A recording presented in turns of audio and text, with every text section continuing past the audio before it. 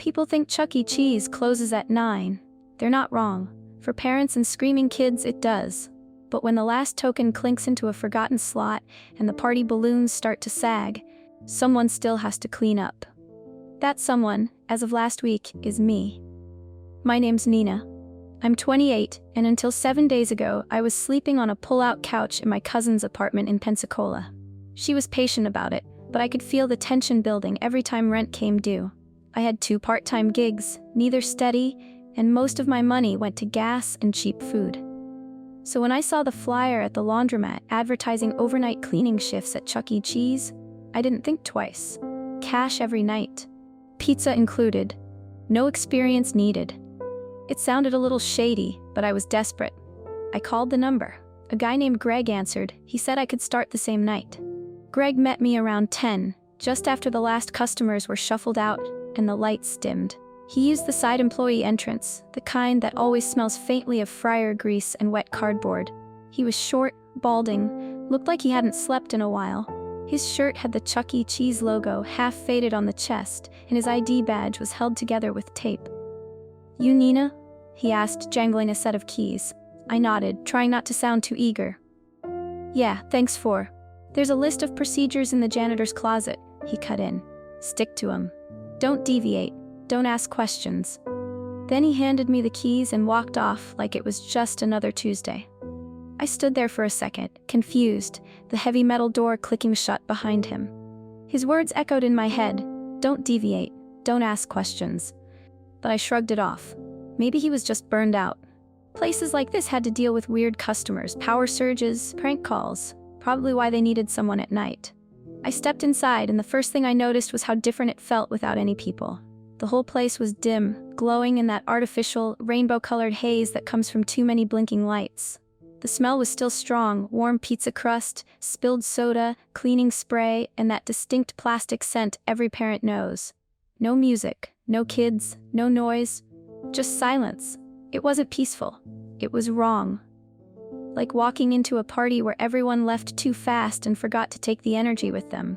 The janitor's closet was tucked behind the kitchen, past the industrial-sized sinks, and a walk-in freezer that hummed loudly enough to rattle the light fixtures. I opened the closet and flipped the switch. A flickering fluorescent bulb buzzed to life overhead. The closet was small, barely enough room to turn around in. Bleach stung my nose, and the mop bucket looked like it hadn't been cleaned since before the pandemic. But what caught my eye was the wall. There were 2 sheets of paper tacked beside the cleaning supplies.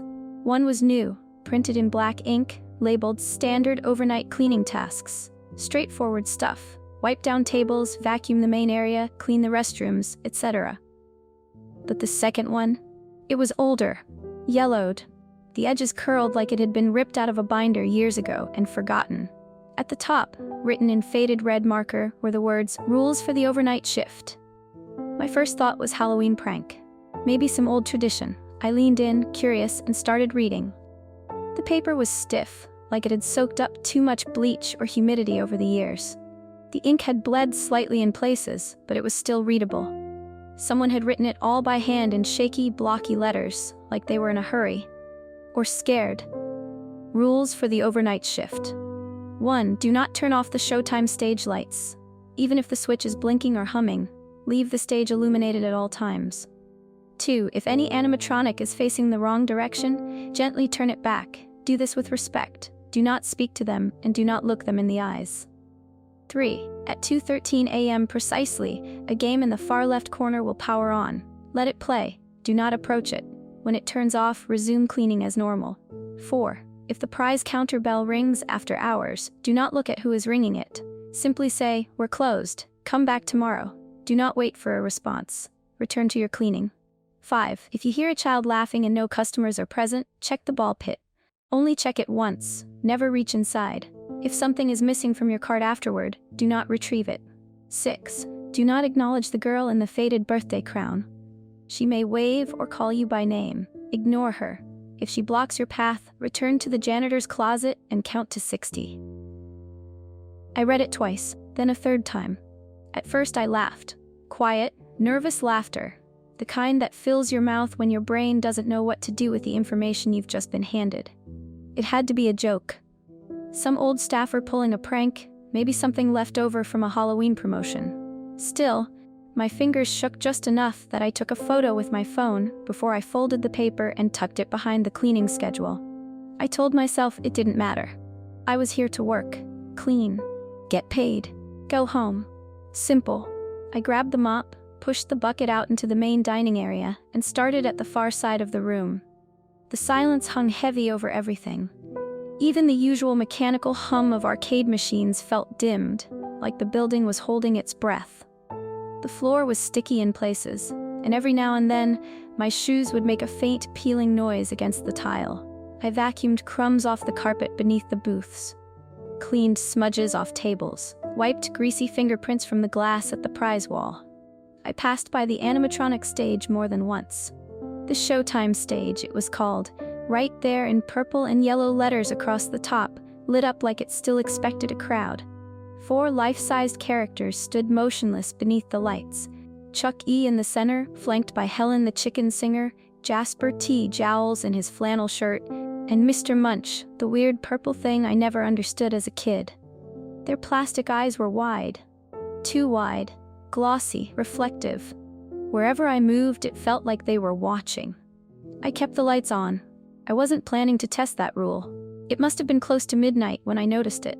Jasper, the one in flannel, was facing the wrong way. I stopped dead in the middle of the room, one gloved hand still gripping the mop handle. My eyes squinted under the dim light, trying to make sense of what I was seeing. He wasn't just slightly turned, he was fully rotated toward the back wall, away from the audience. Had he always been like that? I scanned the room. Nothing had changed. No doors open, no sounds. The other characters were facing forward. I approached slowly, each step echoing a little too loud. The air near the stage felt colder. That might have been my nerves, or the vent. I don't know. I moved to Jasper's side, hesitating before reaching up to his shoulder. His fabric shirt was stiff, synthetic, like an old Halloween costume left in the attic too long. I didn't speak, I didn't look at his face, just turned him, gently. And that's when it happened. Just as I finished rotating him to face forward again, my eyes flicked up, only for a second, to his face. And I saw it. His eyes twitched. The movement was tiny, just a subtle, unnatural tick, left to right, then back. I staggered back, heart in my throat. My palms went clammy. I told myself it had to be a loose servo, a leftover command from the performance cycle. These things were machines, right? Old, badly wired, probably overdue for maintenance. But when I walked past the stage again 10 minutes later, something in my chest went tight. Because Jasper's eyes were looking straight at me. Not straight ahead. Not at the room. At me. And he was smiling. He was always smiling, I know. But this time it felt personal. I gripped the mop tighter, forced myself to breathe, and kept moving. I needed this job. At least, that's what I kept telling myself. I tried to work faster after that. I wiped down the rest of the booths, keeping my eyes anywhere but on the stage. Every time I passed it, I felt the weight of Jasper's stare pressing into the back of my neck. I didn't dare look again. I didn't even glance. That tiny twitch, those eyes moving when they shouldn't have, I couldn't explain it. And I didn't want to. I told myself if I just made it to morning, I'd collect my cash and disappear. One night, that was all I needed to get back on my feet. Somewhere in the kitchen, an ice machine clunked, loud enough to make me jump. I checked my phone. 2:12 a.m. I stood near the dining area with my mop leaning against my leg, trying to decide what to tackle next. A few tables still needed wiping. The restrooms were waiting. But I didn't want to walk past the stage again. I rubbed my face and turned toward the arcade area instead. At least it was away from them. That's when I heard it. An old arcade game sprang to life in the far left corner. I stopped mid-step, blood draining from my face. Rule 3. At 2:13 a.m. precisely, a game in the far left corner will power on. Let it play. Do not approach it. When it turns off, resume cleaning as normal. I hadn't even realized the time had ticked over. I stood frozen, eyes fixed on the flickering machine. I couldn't tell which game it was. The screen stuttered with static, then burst into shifting blocks of color. It made a distorted carnival jingle, all off-key notes and warbling sounds, like it had been slowed down and reversed. The speaker crackled. I was across the room. That should have been enough. I didn't move. I didn't blink. I waited for it to stop. But then, the screen changed. What had been a mess of pixels turned sharp, clear. It showed a live feed of me, standing exactly where I was, motionless. The image was grainy, black and white, but unmistakable. Same outfit, same posture. My reflection on a screen that shouldn't have had a camera feed. I stared at myself, mouth dry, hands cold. I watched the screen as my face twisted, subtly at first, then more violently. The image glitched, then showed my skin aging rapidly, cracking open like dry mud. My eyes sank, my lips curled back. I looked like a corpse, a dead, rotting version of myself. Then the static returned, and I heard it. Children laughing. It echoed from somewhere behind the screen, not through the speakers, from inside the machine. I spun around and walked away fast, nearly tripping over the mop bucket. I didn't look back. I didn't care if it was still on. The rule said wait until it turns off, but I couldn't. I just kept my eyes down and power walked back toward the kitchen. The game buzzed louder behind me before cutting to silence. The laughter stuck in my ears. Back near the front counter, I tried to breathe through the panic. I leaned against the soda machine, counting slowly under my breath. Everything was fine. I was just tired. It had to be some old prank or glitch. Places like this were full of cheap equipment. Dusty wires, screwy sensors. That's when I heard it. Ding, ding, ding. The prize counter bell, 3 sharp rings. Every part of me went still. Rule 4. If the prize counter bell rings after hours, do not look at who is ringing it. Simply say, we're closed. Come back tomorrow. Do not wait for a response. I kept my head down, eyes on the floor. My voice cracked a little, but I forced the words out. We're closed. Come back tomorrow. Silence. I turned the corner and walked away as fast as I could without breaking into a run. My whole body prickled with awareness, like there were eyes on my back again. But this time, they weren't plastic or mechanical. This was someone or something standing behind that counter. Not moving, not leaving, just waiting. The soda machine hissed behind me. The air felt colder again, but I didn't stop. I wasn't going back there, not until the sun came up. I didn't go near the prize counter again. Whatever had rung that bell didn't want a stuffed animal or a glow stick. It wanted attention, and I wasn't about to give it what it wanted. My eyes stayed glued to the tiles. My footsteps echoed in the emptiness as I backed into the kitchen and gripped the edge of the counter until my knuckles went white. I stood there, just breathing, trying to settle my nerves, trying to convince myself that this was still just a job, that if I followed the rules, I'd be okay. But the feeling wouldn't leave. That prickling, goosebump-crawling knowing that someone was standing in the same room as me, just out of sight. I wanted to quit right then, just throw the mop down and walk out the side door. But I remembered what Greg said, don't deviate. And part of me didn't want to know what would happen if I broke the rules. So I forced myself to move again. The play area was next. The jungle gym tubes twisted up toward the ceiling like the guts of some giant plastic animal. The little toddler rides were lined up in a row, frozen mid-wiggle. Everything was coated in a faint layer of grime that I was supposed to wipe off. My cart sat at the edge of the soft mat flooring, stocked with bleach wipes, rags, and a roll of trash bags. That's when I heard it. Laughter. High-pitched, breathy, and short. Just one burst. Like a child trying to hold it in but failing. Rule 5. If you hear a child laughing and no customers are present, check the ball pit. Only check it once. Never reach inside. If something is missing from your cart afterward, do not retrieve it. I turned toward the ball pit, my mouth going dry. The colorful plastic balls shimmered under the fluorescent lights, all reds and blues and yellows. Still as a pond at first. Then another laugh. Closer. I took a few steps forward. My sneakers brushed against the soft mat with a faint squeak.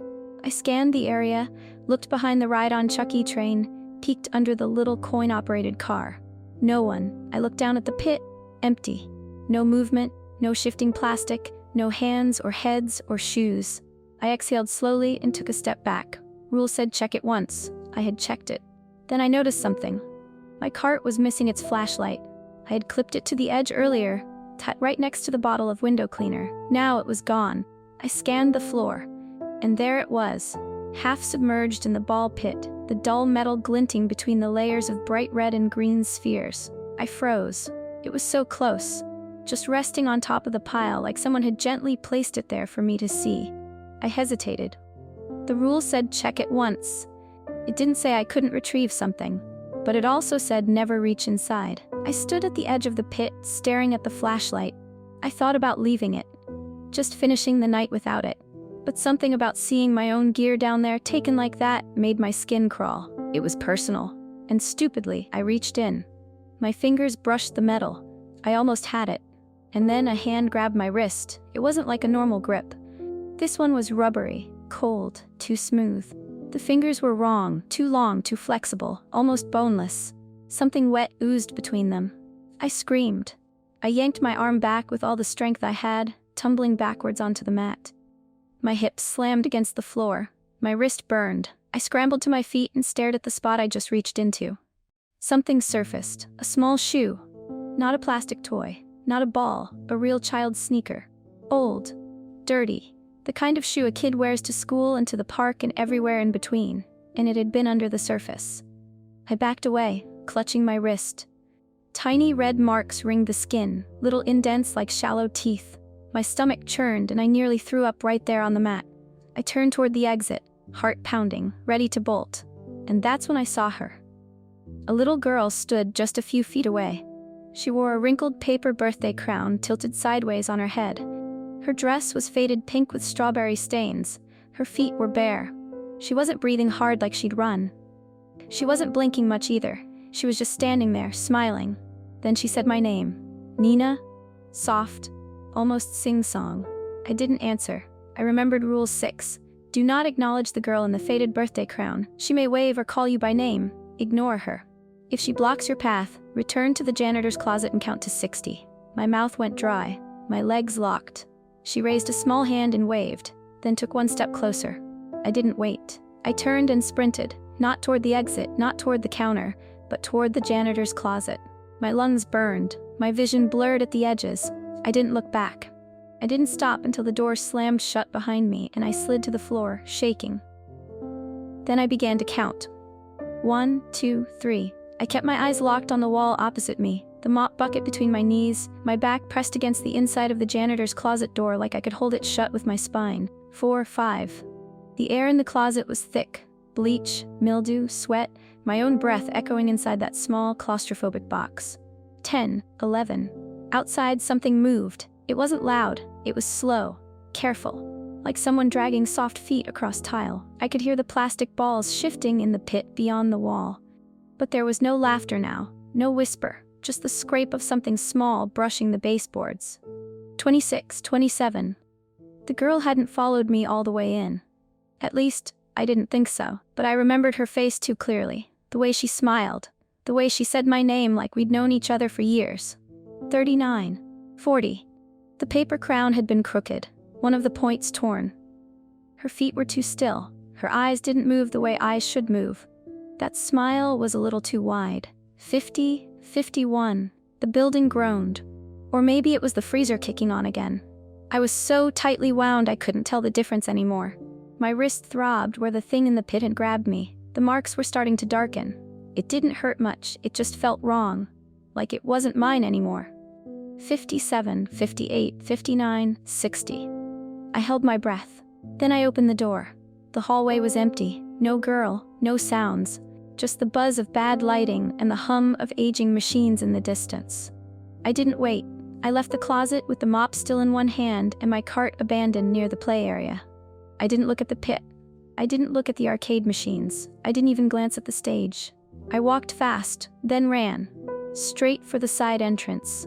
I fumbled the keys, hands slippery with sweat, and nearly dropped them twice. My heart pounded in my ears. The silence inside the building had weight now, like 1,000 eyes were stitched into the wallpaper, waiting for me to turn around.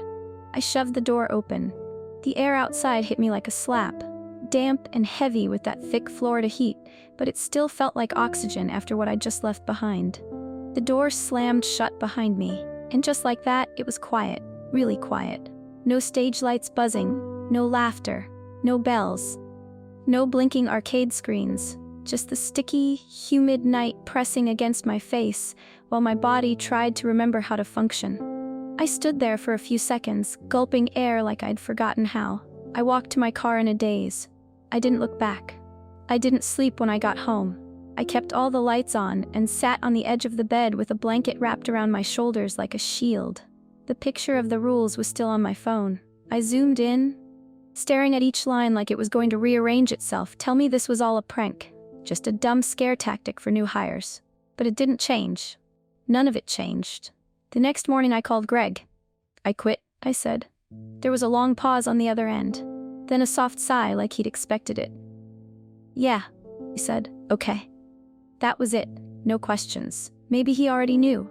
Maybe that's why he handed me the keys and walked away so fast that first night. I haven't been back since, but sometimes when I'm lying in bed, staring at the ceiling and trying to forget, I still hear it. That short, brittle laugh, the soft scrape of something moving across tile, and her voice, soft, friendly, patient, calling my name, waiting for me to break one more rule.